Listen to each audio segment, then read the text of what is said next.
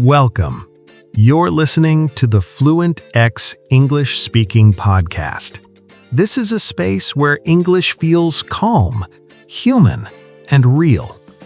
And today's episode is a special one, because today we're talking about something many English learners want to do, but feel nervous about.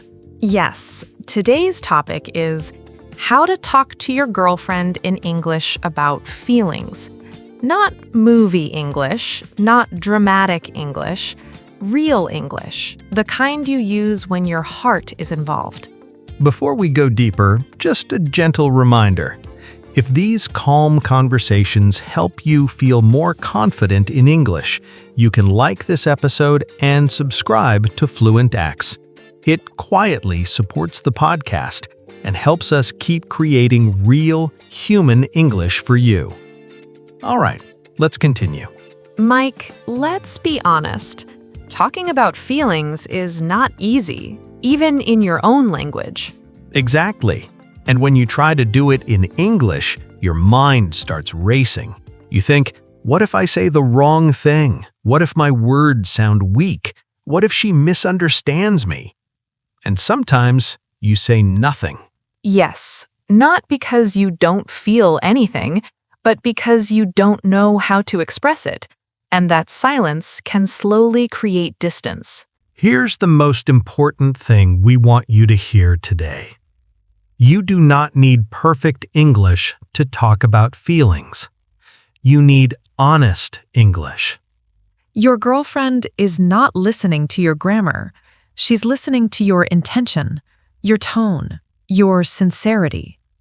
Broken English with real emotion is more powerful than perfect English with no feeling. When feelings are involved, English needs to slow down. This is not fast conversation English. This is emotional English. And emotional English lives in short sentences, simple sentences. Sentences like, I've been thinking about you. That's it. Let's talk about the beginning. Starting is always the hardest part. Many learners think they need a big opening. They don't. You can start very gently. For example, can I talk to you about something? That sentence is calm, respectful, and safe. Or, there's something on my mind. That doesn't sound scary.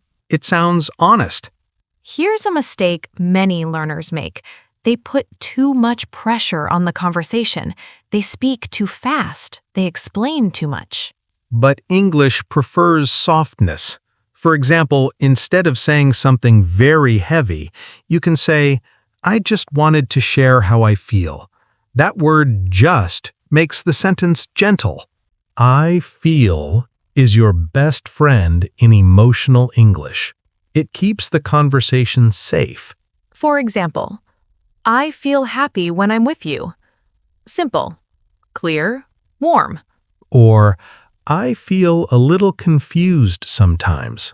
That shows honesty, not weakness. This part is very important. Before you talk about any problem, express care first. For example, I care about you, and that's why I want to talk. That sentence creates emotional safety. Let's talk about pauses. When you speak about feelings, don't rush. Silence is not awkward here. Silence gives space for emotions to breathe. Many men feel this fear. If I talk about feelings in English, I'll sound weak. But emotional honesty is strength. Being open takes courage. And confidence doesn't mean hiding feelings. It means expressing them calmly. If this feels uncomfortable, that's okay. It means you care. And today, you've already done something powerful. You've started learning how to connect in another language. In this first part, we talked about why expressing feelings feels difficult, why honesty matters more than grammar, how to start emotional conversations calmly. In the next part, we'll talk about expressing love, care, and sharing deeper feelings without fear. Stay with us. You're doing better than you think. Welcome back. If you stayed with us from the first part, you already understand something important. Talking about feelings in English is not about sounding impressive. It's about sounding real. And in this part, we're going to move closer to the heart. Yes, now we'll talk about expressing love, care, appreciation, and those quiet emotions that often stay inside because we don't know how to say them in English. Let's start with love. Many learners feel nervous saying emotional words in English. They worry they might sound too strong or too dramatic. But in real life, love English is very soft. For example, instead of saying something heavy, you can say, "I really like being with you." That sentence feels safe, warm, honest. "I care about you" is a beautiful sentence. It doesn't pressure. It doesn't demand. It simply shows intention. And you can soften it even more by saying, "I just want you to know I care about you." That pause matters. Another powerful way to express feelings is appreciation. You don't need long explanations. Simple sentences work best. For example, "You mean a lot to me." That sentence is calm but emotionally deep. Or, "I feel comfortable with you." That shows emotional safety. Love doesn't only live in big conversations. It lives in daily moments. For example, you can say, "I was thinking about you today." You don't need a reason. The sentence itself is enough. Sometimes your girlfriend may feel unsure. This is where reassurance matters. You can say, "I'm here with you." That sentence feels grounding. Or, "You matter to me." Very simple, very strong. Now let's talk about a difficult but important moment. What if you feel distant, but you don't want to hurt her? English gives you gentle ways to express this. For example, "I've been feeling a little distant lately, and I wanted to be honest." This sentence is respectful. When emotions rise, your English may feel unstable. That's okay. Slow down. Speak fewer words. Leave space between sentences. That makes your voice sound calm, even if your heart is racing. Vulnerability is scary in any language, but it builds closeness. For example, "I'm not very good at talking about feelings, but I'm trying." That sentence is honest, and honesty builds trust. Talking is only one part of emotional English. Listening is the other. Sometimes the most caring thing you can say is, "I understand," or even, "I'm listening." Then you pause. Disagreements happen. What matters is how you speak after. You can say, "I don't want this to create distance between us." That sentence protects the relationship. When feelings are strong, your English may break, and that's okay. Emotion matters more than grammar, always. At first, emotional English feels uncomfortable, but slowly it becomes natural. And one day, you'll realize you're no longer translating feelings.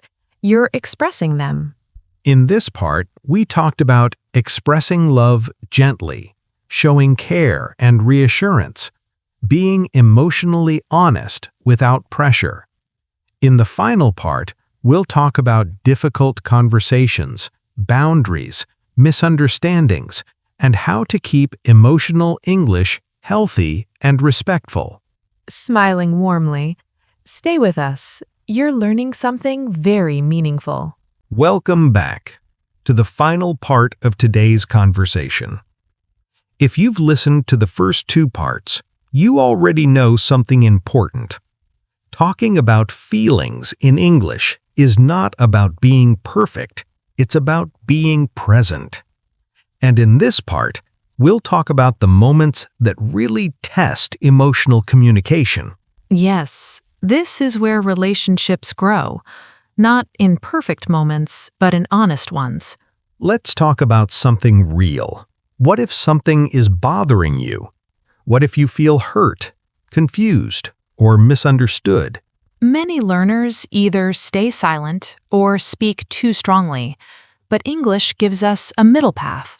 One of the safest emotional tools in English is this.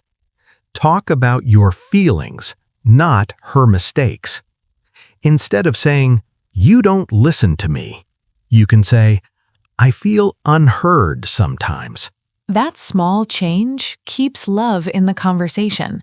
It invites understanding, not defense. Disappointment is hard to express, but it doesn't need to sound angry. For example, I felt a little disappointed and I wanted to be honest with you. This sentence shows maturity. Let's talk about boundaries.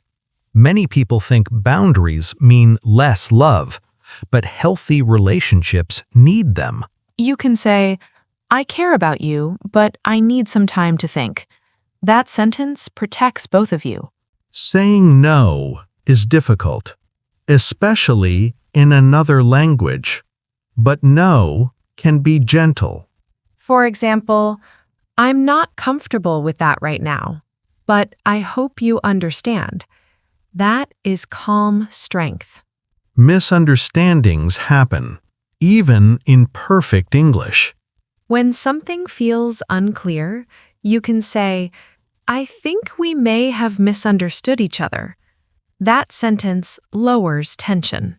Apologies are a powerful form of love, but they need sincerity. For example, I'm sorry if my words hurt you. That wasn't my intention. That sentence heals. This moment is very human. Sometimes you don't know what to say. You can say, I don't have the right words right now, but I care about you. That honesty creates closeness. Silence is not your enemy. Sometimes, after saying something emotional, silence shows respect. Don't rush to fill the space. Let feelings settle.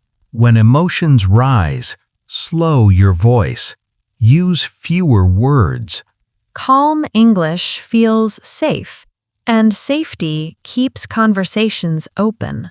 Healthy emotional communication is not one conversation. It's consistency. Small, caring sentences repeated over time build trust. Like, I'm here. I care. Let's talk. Confidence doesn't mean controlling emotions. It means expressing them with respect. And today, you've learned how to do that in English. If this still feels challenging, that's okay. It means the relationship matters. And the fact that you're trying already says a lot. This brings us to the end of today's episode. How to talk to your girlfriend in English about feelings. Speak slowly. Speak honestly. Let your words come from care. Your English doesn't need to be perfect to be meaningful.